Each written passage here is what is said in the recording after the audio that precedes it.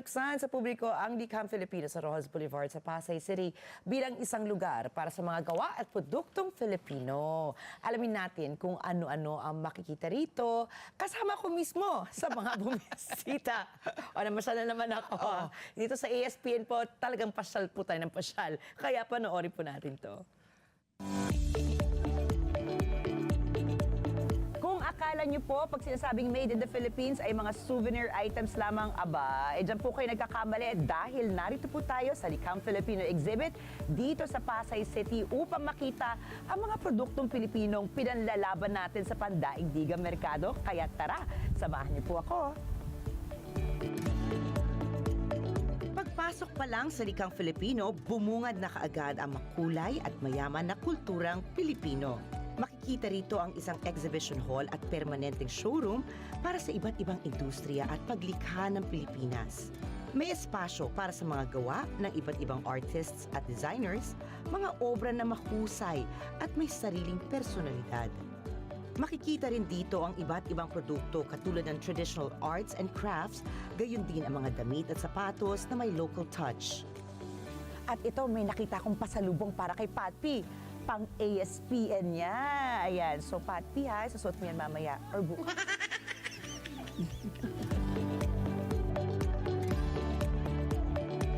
Diba? Hindi lang pambabae. Tignan nyo, ang kakaiba mga barong para naman sa ating mga kalalakihan na modern na siya dahil pwede na para sa malamig na panahon. At ito, favorite ko yung mga ganito dahil pwede pang beach, pantago ng video. Ay, ito, gusto to ni Patpi.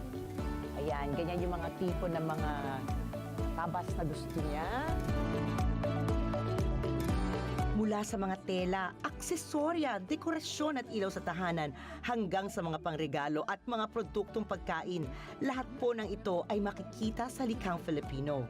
Isang one-stop shop na pwedeng pasyalan at bilhan ng mga katutubong likha at mga gawang lokal. So magandang umaga po, Ma'am Leia, and welcome to ASPN. Ayan, salamat po sa inyong pag-iimbita sa amin dito. At talaga man nakaka-proud.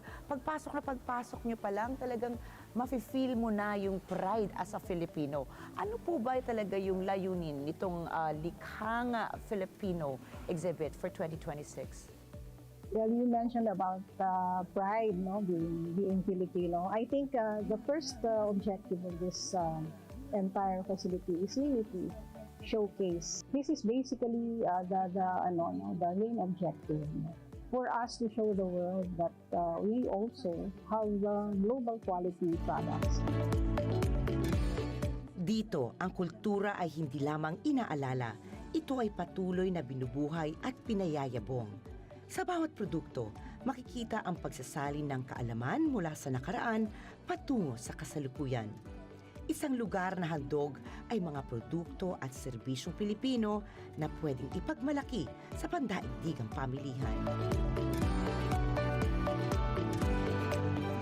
I'd like to invite all of the public, no, the public to come and see the range of products that we have here. Talaga namang mamamangha sila sa dami ng produkto at saka sa kagaganda ng quality ng gawa ng ating mga artisans. And many of the products that you will see here are not actually available in ordinary stores. Opisyal na inilunsad ang Likhang Filipino noong January 15, 2026 sa Pasay City bilang isang year-round destinasyon para sa tunay at dekalidad na produktong gawang Pilipino. Ngunit alam nyo ba na noong 1979 sa ilalim pa ng pamumuno ni dating First Lady Imelda Marcos, itinatag ang unang bersyon ng lugar bilang Philtrade Center. Ano po ba yung long-term vision natin for the exhibit? Kasi alam naman natin na syempre in preparation din po ito sa pag-host natin sa ASEAN. Pero sana naman hindi naman maudlot na halimbawa pagkatapos ng administrasyong ito, mawawala na naman po. Ano po ba ang inyong long-term vision para dito? We hope that it's going to be sustainable, no? Kasi dito naman we made sure that it will be part already of the annual appropriation per item. No? So may pa rin itong proyekto na to. Kasi sayang naman, no? Sayang naman yung ano. At saka halos lahat ng ating mga kapitbahay sa ASEAN meron ng mga ganito eh. So tayo na lang yung medyo nahuhuli. Sa likhang Filipino, bawat likha ay may kwento at bawat kwento ay sumasalamin sa puso, talento at diwa ng mga Pilipino. Kailangan po lamang tuklasin at bigyan ng pagkakataon upang mas lalo nating makita at ipagmalaki ang ganda ng gawang Pinoy.